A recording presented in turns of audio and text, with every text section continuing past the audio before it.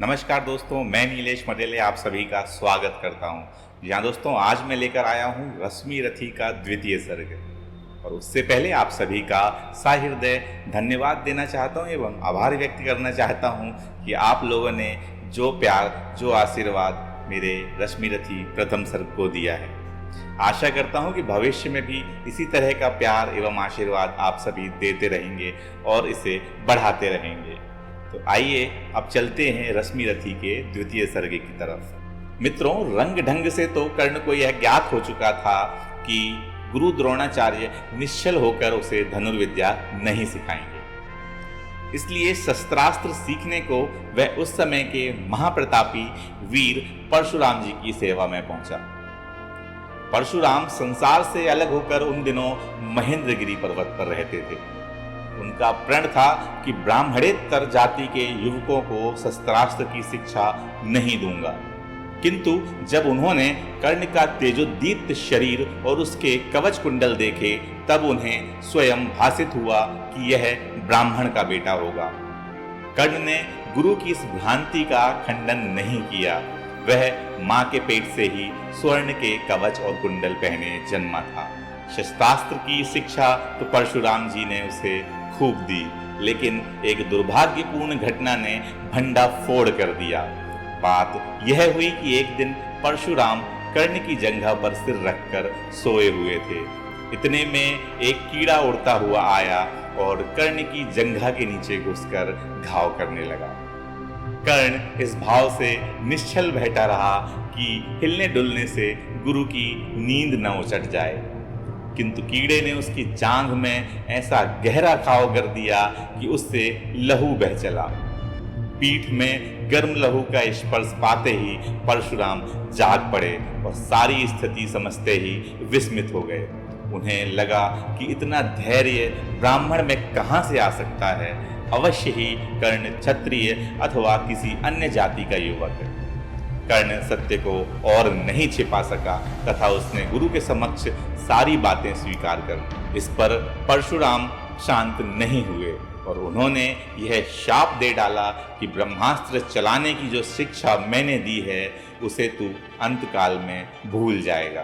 तो दोस्तों, ये था रश्मि रथी द्वितीय सर्ग का एक संक्षिप्त विवरण।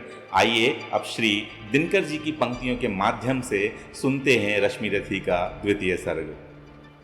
शीतल विरल एक कानन शोभित आदित्यका के ऊपर, शीतल विरल एक कानन शोभित आदित्यका के ऊपर, कहीं उत्स प्रस्तवण चमकते झरते कहीं शुभ निर्झर। और जहाँ भूमि समतल सुंदर है, नहीं दिखते हैं पावन, हरियाली के बीच खड़ा है विस्तृत एक उटज पावन। और आस पास कुछ कटे हुए पीले धन खेत सुहाते हैं, ससक मूसक गिलहरी कबूतर घूम घूम खण खाते हैं। कुछ तंद्रे ललसित बैठे हैं, कुछ करते शिशु का लेहन, और कुछ खाते साकल्य दीखते बड़े तुष्ट सारे गोधन। हवन अग्नि बुझ चुकी गंध से वायु अभी परमाती है, भीनी भीनी महक प्राण में मादकता पहुंचाती है। धूम धूम चर्चित लगते हैं तरु के श्याम छदन कैसे, झपक रहे हों शिशु के अलसित कजरारे लोचन जैसे। बैठे हुए सुखद आतप में मृग रोमंथन करते हैं, वन के जीव विवर से बाहर हो विस्त्रब्ध विचरते हैं। सूख रहे चीवर रसाल की नन्ही झुकी टहनियों पर, नीचे बिखरे हुए पड़े हैं इंगुद से चिकने पत्थर। और अर्जुन दर्भ पालास कमंडलू, एक ओर तप के साधन, एक ओर हैं टंगे धनुष तूणीर तीर बरझे भीषण। चमक रहा तृणकुटी द्वार पर एक परशु आभाशाली, लोह दंड पर जड़ित पड़ा हो मानो अर्ध अंशुमाली। श्रद्धा बढ़ती अजिंदर्भ पर परशु देख मन डरता है, युद्ध शिविर या तपोभूमि है समझ नहीं कुछ पड़ता है। हवन कुंड जिसका यह उसके ही क्या है ये धनुष कुठार, जिस मुनि की यह स्त्रुवा उसी की कैसे हो सकती तलवार। आई है वीरता तपोवन में क्या पुण्य कमाने को, या संन्यास साधना में है दैहिक शक्ति जगाने को मन ने तन का सिद्ध यंत्र अथवा शस्त्रों में पाया है, या कि वीर कोई योगी से युक्ति सीखने आया है। परशु और तप ये दोनों वीरों का ही होते श्रृंगार। क्लीब न तो तप ही करता है, न तो उठा सकता तलवार। तप से मनुष्य दिव्य बनता है, सड़ विकार से लड़ता है। तन की समर भूमि में लेकिन काम खड़ग ही करता है। किंतु कौन नर तपोसिद्ध है यहाँ धनुष धरने वाला? किंतु कौन नर तपोनिष्ठ है यहाँ धनुष धरने वाला? एक साथ यज्ञाग्नि और असी की पूजा करने वाला। कहता है इतिहास जगत में हुआ एक ही नर ऐसा, रण में कुटिल काल संक्रोधी, तप में महासूर्य जैसा। मुख में वेद, पीठ पे तर्कस, कर में कठिन कुठार विमल। शाप और शर दोनों ही थे जिस महान ऋषि के संबल। यह कुटीर उसी महामुनि परशुराम बलशाली का, भृगु के परम पुनीत वंशधर व्रती वीर प्रणपाली का। हाँ हाँ, वही कर्ण की जांघों पर अपना मस्तक धरकर सोए हैं तरवर के नीचे आश्रम से किंचित हटकर। और पत्तों से छन छन कर मीठी धूप माघ की आती है, पड़ती मुनि की थकी देह पर और थकान मिटाती है। कर्ण मुग्ध हो भक्ति भाव में मग्न हुआ सा जाता है। कभी जटा पे हाथ फेरता, पीठ कभी सहलाता है। चढ़े नहीं चींटियां बदन पर, पड़े नहीं तृणपात कहीं। कर्ण सजग है उचट जाए, गुरुवर की कच्ची नींद नहीं। वृद्ध देह तब से कृशकाया, उस पर आयुध संचालन। हाथ पड़ा श्रम भार देव पर, असमय यह मेरे कारण। किंतु वृद्ध होने पर भी अंगों में है कितनी क्षमता, और रात दिन मुझ पर दिखलाते रहते कितनी ममता। कहते हैं ओ वत्स पुष्टिकर, भोग न तू यदि खाएगा, मेरे शिक्षण की कठोरता को कैसे सह पाएगा। अनुगामी यदि बना कहीं तू, खान पान में भी मेरा सूख जाएगा, लहू बचेगा, हड्डी भर ढांचा तेरा। और जरा सोच कितनी कठोरता से मैं तुझे चलाता हूँ, और नहीं तो एक पाव दिन भर में रक्त जलाता हूँ। इसकी पूर्ति कहाँ से होगी बना अगर तू सन्यासी। इस प्रकार तो चबा जाएगी तुझे भूख सत्यानाशी। पत्थर सी हो मांस पेशियां, लोहे से भुजदंड अब है। नस नस में हो लहर आग की, तभी जवानी पाती जय। विप्र हुआ तो क्या रखेगा, रोक अभी से खाने पर। कर लेगा घनघोर तपस्या वह चतुर्थ के आने पर। ब्राह्मण का है धर्म त्याग, पर क्या बालक भी त्यागी हो। जन्म साथ शिलोच्छ वृत्ति के ही क्या वे अनुरागी हों। क्या विचित्र रचना समाज की, गिरा ज्ञान ब्राह्मण घर में। मोती वर्षा वैश्य वेश में, पड़ा खड़ग क्षत्रिय घर में। खड़ग बड़ा उद्धत होता है, उद्धत होते हैं राजे। इसीलिए तो सदा बनाते रहते वे रण के बाजे। और करे ज्ञानी ब्राह्मण क्या, असी विहीन मन डरता है। राजा देता मान भूप का, वह भी आदर करता है। सुनता कौन यहाँ ब्राह्मण की, करते सब अपने मन की। डुबो रही शोणित में भूको, भूपों की लिप्सारण की। औ रण भी किस लिए, नहीं जग से दुख दैन्य भगाने को। पर शोषक पथ भ्रांत मनुष्य को नहीं धर्म पे लाने को। रण केवल इसलिए कि राजे और सुखी हों मानी हों, और प्रजाएं मिले उन्हें वे और अधिक अभिमानी हों। रण केवल इसीलिए कि वे कल्पित अभाव से छूट सकें, बढ़े राज्य की सीमा जिससे अधिक जनों को लूट सके।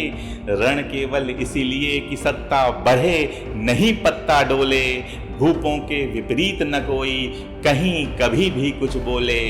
ज्यों ज्यों मिलती विजय अहंग नरपति का बढ़ता जाता है, और जोर से वह समाज के सिर पर चढ़ता जाता है। अब तो है यह दशा कि जो कुछ है वह राजा का बल है। ब्राह्मण खड़ा सामने केवल लिए शंख गंगा जल है।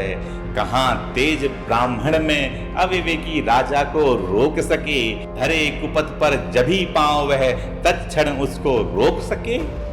और कहीं भी तो ब्राह्मण की बात कौन सुन पाता है, यहाँ रोज राजा ब्राह्मण को अपमानित करवाता है। चलती नहीं यहाँ पंडित की, चलती नहीं तपस्वी की, जय पुकारती प्रजा रात दिन, राजा जय यशस्वी की। सिर था जो सारे समाज का वही अनादर पाता है, जो भी खिलता फूल भुजा के ऊपर चढ़ता जाता है। चारों ओर लोभ की ज्वाला, चारों ओर भोग की जय, पाप भार से दबी धसी जा रही धरा पल पल निश्चय। जब तक भोगी भूप प्रजाओं के नेता कहलाएंगे, ज्ञान त्याग तप नहीं श्रेष्ठता का जब तक पद पाएंगे। अशन वसन से हीन दीनता में जीवन धरने वाले, सहकर भी अपमान मनुष्यता की चिंता करने वाले। कवि कोविद विज्ञान विशारद, कलाकार पंडित ज्ञानी, कनक नहीं कल्पना ज्ञान, उज्ज्वल चरित्र के अभिमानी। इन विभूतियों को जब तक संसार नहीं पहचानेगा, राजाओं से अधिक पूज्य जब तक न इन्हें वह मानेगा, तब तक पड़ी आग में धरती इसी तरह अकुलाएगी। चाहे जो भी करे दुखों से छूट नहीं वह पाएगी। थकी जीभ समझाकर गहरी लगी ठेस अभिलाषा को, भूप समझता नहीं और कुछ छोड़ खड़ग की भाषा को। रोक टोक से नहीं सुनेगा, नृप समाज अविचारी है। ग्रीवा हर निष्ठुर कुठार का यह मदान्ध अधिकारी है। इसलिए तो मैं कहता हूँ, अरे ज्ञानियों खड़ग धरो, हर ना सका जिसको कोई भी, भूखा वह तुम त्रास हरो। नित्य कहाँ करते हैं गुरुवर, खड़ग महाभयकारी हैं। इसे उठाने का जग में हर एक नहीं अधिकारी है। वही उठा सकता है इसको जो कठोर हो कोमल भी, जिसमें हो धीरता वीरता और तपस्या का बल भी। वीर वही है जो कि शत्रु पर जब भी खड़ग उठाता है, मानवता के महागुणों की सत्ता भूल न जाता है। सीमित जो रख सके खड़ग को, पास उसी को आने दो। विप्र जाति के सिवा किसी को मत तलवार उठाने दो। जब जब मैं शरचाप उठाकर करतब कुछ दिखलाता हूँ, सुनकर आशीर्वाद देव का धन्य धन्य हो जाता हूँ। जियो जियो ए वत्स, तीर तुमने यह कैसा मारा है। दहक उठा वन उधर, इधर फूटी निर्झर की धारा है। मैं शंकित था ब्राह्मा वीरता मेरे साथ मरेगी क्या। परशुराम की याद विप्र की जाति ना जुग धरेगी क्या। पाकर तुम्हें किंतु इस वन में मेरा हृदय हुआ शीतल। तुम अवश्य ढोगे उसको मुझ में जो है तेज अनल। जियो जियो ब्राह्मण कुमार, तुम अक्षय कीर्ति कमाओगे। एक बार तुम भी धरती को निःक्षत्रिय कर जाओगे। निश्चय तुम ब्राह्मण कुमार हो, कवच और कुंडलधारी। तप कर सकते और पिता माता किसके इतना भारी। किंतु हाय ब्राह्मण कुमार, सुन प्राण कांपने लगते हैं। मन उठता धिक्कार, हृदय में भाव ग्लानि के जगते हैं। गुरु का प्रेम किसी को भी क्या ऐसे कभी खला होगा। और शिष्य ने कभी किसी गुरु को इस तरह छला होगा। पर मेरा क्या दोष, हाय मैं और दूसरा क्या करता। पी सारा अपमान द्रोण के मैं पैरों कैसे पड़ता। और पांव पड़ने से भी क्या गूढ़ ज्ञान सिखलाते वे। एक लव्य सा नहीं अंगूठा क्या मेरा कटवाते वे। हाय कर्ण तू क्यों जन्मा था, हाय कर्ण तू क्यों जन्मा था। जन्मा तो क्यों वीर हुआ, कवच और कुंडल भूषित भी तेरा अधम शरीर हुआ। धस जाए वह देश अतल में, गुण की नहीं जहां पहचान। जाति गोत्र के बल से ही आदर पाते हैं जहां सुजान। नहीं पूछता है कोई तुम रति वीर या दानी हो, सभी पूछते मात्र यही तुम किस कुल के अभिमानी हो। मगर मनुज क्या करे, जन्म लेना तो उसके हाथ नहीं, चुनना जाति और कुल अपने बस की तो है बात नहीं। मैं कहता हूँ अगर विधाता नर को मुट्ठी में भरकर, मैं कहता हूँ अगर विधाता नर को मुट्ठी में भरकर कहीं छीट दे ब्रह्मलोक से ही नीचे भूमंडल पर, तो भी विविध जातियों में ही मनुज यहाँ आ सकता है। नीचे हैं क्यारियां बनी तो बीज कहाँ जा सकता है। कौन जन्म लेता किस कुल में, आकस्मिक ही है यह बात। छोटे कुल पर किंतु यहाँ होते तब भी कितने आघात। हाय जाति छोटी है तो फिर सभी हमारे गुण छोटे, जाति बड़ी तो बड़े बने वे रहे लाख चाहे खोटे। गुरु को लिए कर्ण चिंतन में था जब मग्न अचल बैठा, तभी एक बिस्कीट कहीं से आसन के नीचे बैठा। वज्रदंश वह लगा कर्ण के उर को कुतर कुतर खाने, और बनाकर छिद्र मांस में मंद मंद भीतर जाने। कर्ण विकल हो उठा दुष्ट भौरे पर हाथ धरे कैसे, बिना हिलाए अंग कीट को किसी तरह पकड़े कैसे। पर भीतर उस धसे कीट तक हाथ नहीं जा सकता था, बिना उठाए पांव शत्रु को कर्ण नहीं पा सकता था। किंतु पांव के हिलते ही गुरुवर की नींद उचट जाती, सहम गई यह सोच कर्ण की भक्तिपूर्ण विहल छाती। सोचा उसने अतः कीट यह पिए रक्त पीने दूंगा, गुरु की कच्ची नींद तोड़ने का पाप नहीं लूंगा। और बैठा रहा अचल आसन से कर्ण बहुत मन को मारे, बैठा रहा अचल आसन से कर्ण बहुत मन को मारे। आह निकाले बिना सिलाशी सहनशीलता को धारे, किंतु लहू की गर्म धार जो सहसा आन लगी तन में। परशुराम जग पड़े रक्त को देख हुए विस्मित मन में, कर्ण झपट कर उठा इंगितों में गुरु से आज्ञा लेकर। बाहर किया कीट को उसने छत में से उंगली देकर। परशुराम बोले शिव शिव तूने यह की मूर्खता बड़ी, सहता रहा अचल जाने कब से ऐसी वेदना कड़ी। तनिक लजाकर कहा कर्ण ने नहीं अधिक पीड़ा मुझको, महाराज क्या कर सकता है यह छोटा कीड़ा मुझको। मैंने सोचा हिला डुला तो वृथा आप जग जाओगे, क्षण भर को विश्राम मिला जो नाहक उसे गवाएंगे। निश्चल बैठा रहा सोच यह कीट स्वयं उड़ जाएगा, छोटा सा यह जीव मुझे कितनी पीड़ा पहुंचाएगा। पर यह तो भीतर धंसता ही गया, मुझे हैरान किया। लज्जित हूं इसीलिए कि सब कुछ स्वयं आपने देख लिया। परशुराम गंभीर हो गए, सोच न जाने क्या मन में। फिर सहसा क्रोधाग्नि भयानक भवक उठी उनके तन में। दांत पीस आंखें तरेर कर बोले कौन छली है तू, ब्राह्मण है या और किसी अभिजन का पुत्र बलि है तू। सहनशीलता को अपनाकर ब्राह्मण कभी न जीता है, किसी लक्ष्य के लिए नहीं अपमान हलाहल पीता है। सह सकता जो कठिन वेदना, पी सकता अपमान नहीं। बुद्धि चलाती जिसे तेज का, कर सकता बलिदान वही। तेज पुंज ब्राह्मण तिल तिल कर जले ये नहीं यह हो सकता, किसी दशा में भी स्वभाव अपना वह कैसे खो सकता। कसक भोगता हुआ विप्र निश्चल कैसे रह सकता है, इस प्रकार की चुभन वेदना क्षत्रिय ही सह सकता है।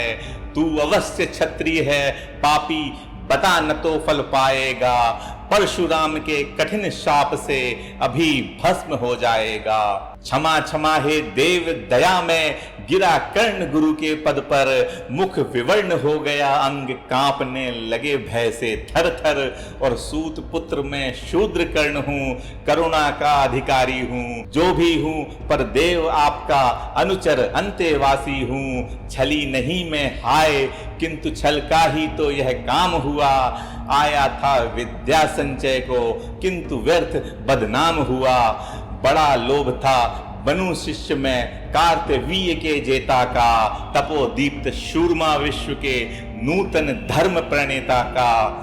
पर शंका थी मुझे सत्य का अगर पता चल जाएगा, महाराज मुझ सूत पुत्र को कुछ भी नहीं सिखाएंगे। बता सका मैं नहीं इसी से, प्रभु जाति अपनी छोटी, करें देव विश्वास भावना और न थी कोई खोटी। पर इतने से भी लज्जा में हाय गढ़ा सा जाता हूँ, मारे बिना हृदय के अपने आप मरा सा जाता हूँ। छल से पाना मान जगत में किल-विष है, मल ही तो है। ऊंचा बना आपके आगे सचमुच यह छल ही तो है। और पाता था सम्मान आज तक दानी व्रती बलि होकर, अब जाऊंगा कहाँ स्वयं गुरु के सामने छली होकर। करें भस्म ही मुझे देव सन्मुख है मस्तक नत मेरा, एक कसक रह गई नहीं पूरा जीवन का व्रत मेरा। गुरु की कृपा शाप से जलकर अभी भस्म हो जाऊंगा, पर मदांध अर्जुन का मस्तक देव कहाँ मैं पाऊंगा। यह तृष्णा यह विजय कामना मुझे छोड़ क्या पाएगी। प्रभु अतृप्त वासना मरे पर भी मुझको भरमाएगी। दुर्योधन की हार देवता कैसे सहन करूंगा मैं, अभय देखे अर्जुन को मरकर भी तो रोज मरूंगा मैं। परशुराम का शिष्य कर्ण पर जीवन दान न मांगेगा, बड़ी शांति के साथ चरण को पकड़ प्राण निज त्यागेगा। प्रस्तुत हूँ दें शाप किंतु अंतिम सुख तो यह पाने दें, इन्हीं पाद पद्मों के ऊपर मुझको प्राण गंवाने दें। लिपट गया गुरु के चरणों से विकल कर्ण इतना कहकर, दो करिकाएं गिरी अश्रु की गुरु की आंखों से बहकर। बोले हाय कर्ण तू ही प्रतिभट अर्जुन का नामी है, निश्चल सखा धार्त राष्ट्रों का विश्व विजय का कामी है। अब समझा किस लिए रात दिन तू वैसा श्रम करता था, मेरे शब्द शब्द को मन में क्यों सीपी सा धरता था। देखे अगणित शिष्य द्रोण को भी करतब कुछ सिखलाया, पर तुझ सा जिज्ञासु आज तक कभी नहीं मैंने पाया। तूने जीत लिया था मुझको निज पवित्रता के बल से, क्या था पता लूटने आया है कोई मुझको छल से। किसी और पर नहीं किया वैसा स्नेह मैं करता था, सोने पर भी धनुर्वेद का ज्ञान कान में भरता था। नहीं किया कार्पण्य दिया था जो कुछ मेरे पास रतन, तुझ में निज को सौंप शांत हो अभी अभी प्रमुदित था मन। पापी बोल अभी भी मुख से तू न सूत रथ चालक है, परशुराम का शिष्य विक्रमी विप्र वंश का बालक है। सूत वंश में मिला सूर्य सा कैसे तेज प्रबल तुझको, किसने लाकर दिए कहाँ से कवच और कुंडल तुझको। सुत सा रखा जिसे उसको कैसे कठोर हो मारूं मैं, जलते हुए क्रोध की ज्वाला लेकिन कहाँ उतारूं मैं। और पद पर बोला कर्ण दिया था जिसको आंखों का पानी, करना होगा ग्रहण उसी को अनल आज है गुरु ज्ञानी।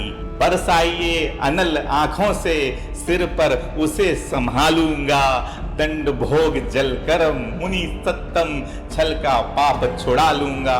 परशुराम ने कहा कर्ण तू भेद नहीं मुझको ऐसे, तुझे पता क्या सता रहा है मुझको असमंजस कैसे। पर तूने छल किया दंड उसका अवश्य ही पाएगा, परशुराम का क्रोध भयानक निष्फल कभी न जाएगा।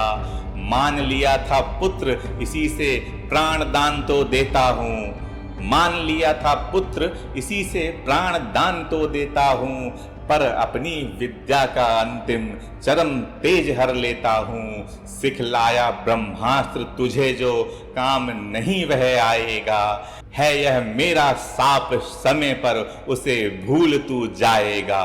कर्ण विकल हो खड़ा हुआ कह हाय किया यह क्या गुरुवर, दिया शाप अत्यंत निदारुण लिया नहीं जीवन क्यों हर।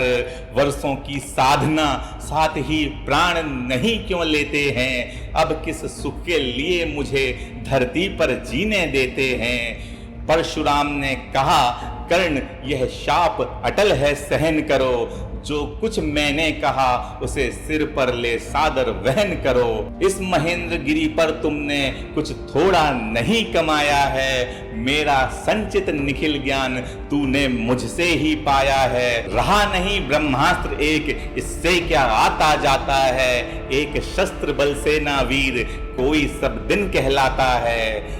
नई कला नूतन रचनाएं, नई सूझ नूतन साधन, नए भाव नूतन उमंग से वीर बने रहते नूतन। तुम तो स्वयं दीप्त पौरुष हो, कवच और कुंडलधारी, इनके रहते तुम्हें जीत पाएगा कौन सुभट भारी। अच्छा लोवर भी की विश्व में तुम महान कहलाओगे, अच्छा लोवर भी की विश्व में तुम महान कहलाओगे।